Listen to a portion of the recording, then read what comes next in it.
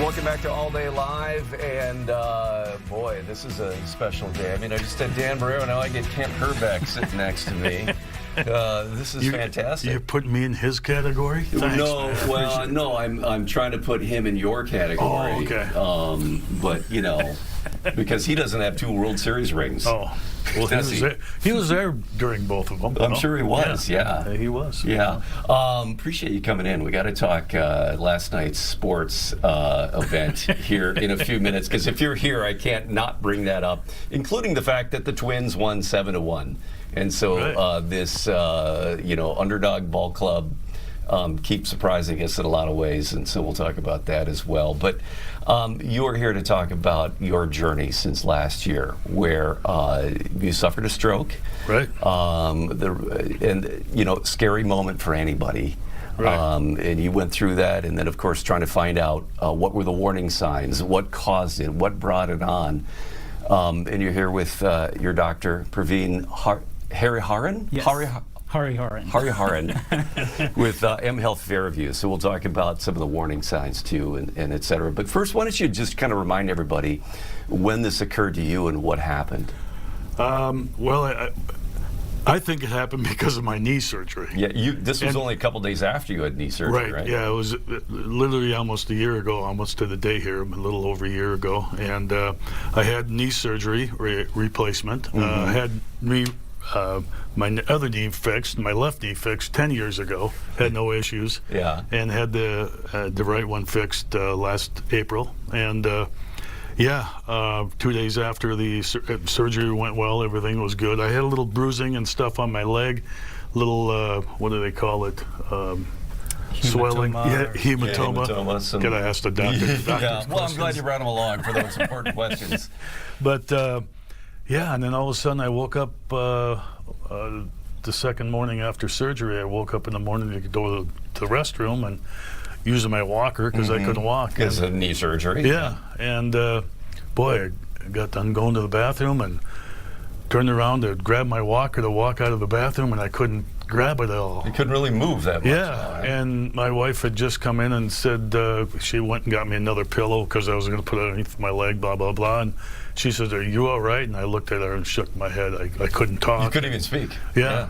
And so a little spooky. Yeah, a little. So right away she hollered, "Should I dial 911?" And of course I was, and that's the stroke's motto, is be fast, right? Be quick. Yeah.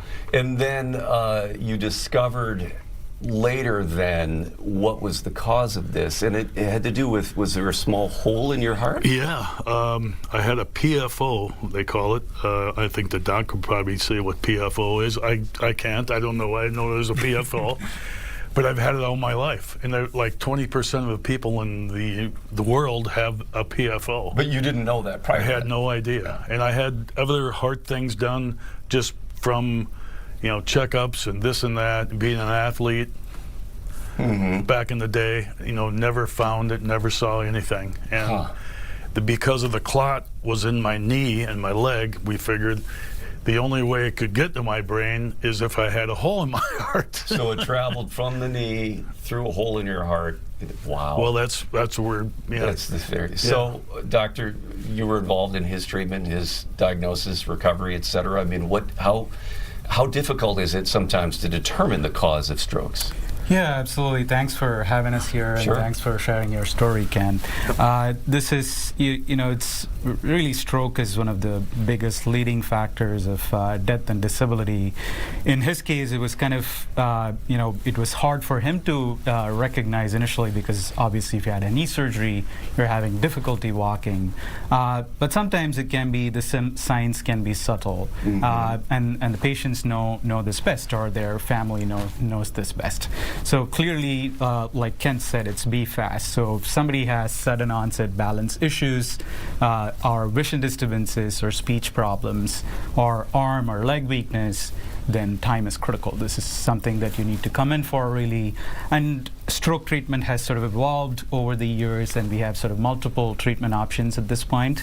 Kent was able to come in very quickly to the hospital, and we were able to actually discover a clot, that we could actually see a clot in his brain, and we started treatment sort of right away at the time. Of course, in the hospital, Kent had difficulty talking at the time, and we've been seeing him in the clinic, and he has really done a very good job. He has recovered very well. He followed up, and we were able to actually find the cause of the stroke and fix it, because 1 in 4 patients who have had a stroke will have a recurrence at some point in their life. So it's really important to follow up and make sure all the risk factors are addressed, or really find the underlying cause of the stroke that we can fix. So how quickly were you able to determine that this was likely a clot from the knee surgery that traveled up through his heart? Yeah, so we initially could not determine that. When he was in the hospital, we did an echocardiogram that was not clear at the time if there was a hole in the heart.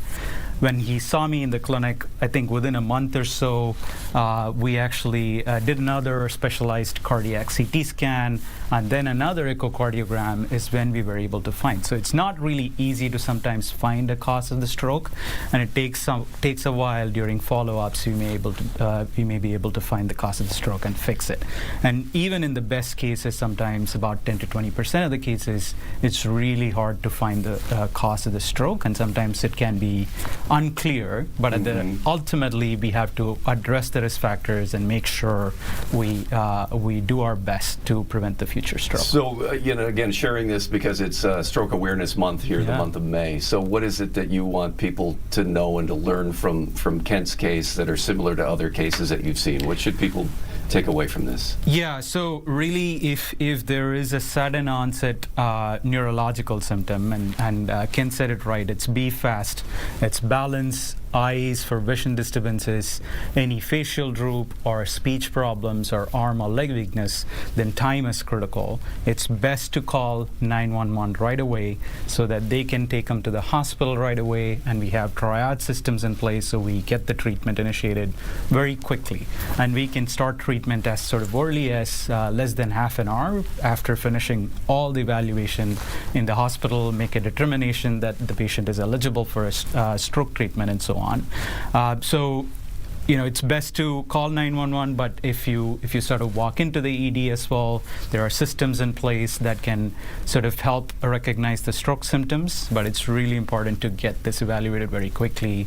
911 is the best way to reach the hospital. Kent, what was that recovery like then in the weeks or the months after that? Actually went pretty quick. Yeah. I was in ICU for like 3 days, I guess. I couldn't talk very well, and I had a problem doing this, putting my fingers and doing the fingertips stuff. I was like, and then doing this, and I was sitting in my bed, and I remember my sister walked into the room, and she says, "You're going to get that done," because I was practicing. Practice. But no, the help at Southdale, the doctors, everybody were really good, and actually made it fun to be, not fun to be in there, but fun to work. Yeah. And then we ended up going over to the acute care center, right? Yeah. That's over at the U, and was there for a week, and did occupational therapy, physical therapy. And I got behind on my knee because I had a stroke, so he's, I had to start working on it. Yeah. Yeah. I mean, here a year later, you feel fine. Yeah. And lucky. Yeah. Because I've ran into a bunch of people now that have had problems ever since they've had their stroke. Well, and some people even had deaths. Well, yeah, and people that that were your teammates, or wasn't it right at the same time? Was it Tony O? Tony Oliva he had stroke. Danny Gladden's brother had a stroke, and he passed away. He was out in California at the same time. So, and young too. Yeah, younger than I. Yeah, he was 5-6 years younger. He wasn't even 60 yet. Yeah. But the care was great. I actually called one of the physical therapists at the acute care center. I called him Killer. Yeah. because he killed me when I was working out, man. He was getting after it, and much for the better. You got to do your stuff. Yeah. So I did it. I didn't do it a lot when I was playing ball. I was known not to work out a lot, but I worked out here. It was worse than spring training. Exactly. Yeah. And so what do you tell people now? I mean, is you share this story with your doctor here. I mean, what do you want people to know? Yeah, I guess it's so weird because anything can happen. But I didn't have any other signs. I didn't have high blood pressure.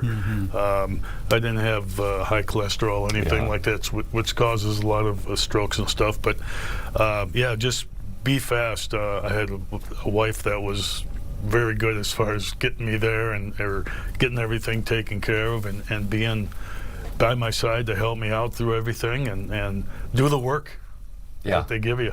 And now I'm actually doing a trial drug with stroke. I'm on trial drug with it now. So we were able to enroll Kent into a clinical trial which sort of looks at secondary stroke prevention. So in order to prevent future strokes, are there other drugs that are more beneficial? And that is being studied right now. So at the end of the day, like Kent has said here, time is very critical. We cannot even, if I had not been his doctor and if I had not know his MRI brain, it's very hard to tell Kent had a stroke because of a good recovery he's made. The reason for that is he came to the hospital very quickly and we were able to take care of all of this very quickly, and he had a very good recovery. Well, we're all thankful that you had a very good outcome. Yeah. I mean, an outcome like last night. So let's turn to that. What about that segue? Since you're in here, that's very good. Well, I mean, and again, starting with the fact that we don't want to overlook the fact that the Twins had a decisive 7-1 victory going on, also at home, basically at the same time. Right. As you watch your club here with a lot of question marks over, what they could do this season. Right. There have been a lot of bright spots.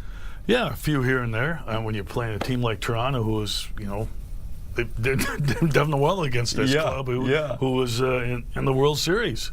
So it's an interesting team, but they got a long way to go, a long season yet. And I think like everybody saw last night, it's the Wild and the Wolves right now we're tuned into. Yep. So on that, we're all trying to pay attention to two games at the same time going on. I mean, there was partially at the same time. Which one do you want to talk about first here? Well, the hockey game, of course, that was first. I think the hockey game that was something. Was wild, yeah. And I know that's why they call them wild, I guess, because it was wild. Yeah, and I know you've tried to spend a little time on ice too, in some fun park hockey. Right. I think you were playing goalie at one point. I know it. Back when I was a kid. Yeah. Played a lot of hockey. Matter of fact, Mom thought I was a better hockey player than I was a baseball player. Really? Yeah. So. Well, that would have been fun to see, and you do see some of that overlap. I mean, Justin Morneau is a hockey goalie. Right. Yeah. But no, I've always followed the Wild and watched them and follow them and enjoy going to the rink once in a while. Those are, by the way, in all the sports. I mean, those are. What do you think about their toughness? I mean, that's pretty amazing when you watch hockey. These guys, something happens, they leave, and then they're right back. Like Eriksson Ek last night. He looked like he could barely walk, and then a few minutes later, he's back taking the face off again. They've got good doctors back there. Probably, yeah. But I mean, guys leave them with gashes on their forehead, and then boom, they come back out with stitches and like nothing happened. I've been in many clubhouses and locker rooms and stuff, but I went into the Wild locker room here a few years back when Darby was around. Darby Henderson was coaching. And after the game was over, I mean, these guys are soaking wet sweat and stinking the place up and just wore right out after a game. And they're in the locker room working out again after the game was over. They're pumping iron. I'm going, there's no way, Mom, I would have never been able to play hockey. I'm glad I went into baseball. Exactly. Because you weren't doing that in the clubhouse after the games. Right. But these guys, they're great athletes, and it's so fun to watch them. And I see what they do on the rink and what they do after the game. They work hard, man. Yeah. And it's fun to watch them. And those Wolves, too. I mean, that was a fun game to watch that end. That's crazy what they're doing with all their studs out. You know? Yeah. That's pretty impressive, and hopefully you get them back, and these other guys that are filling in can keep filling in, because that's what you need to win ball games.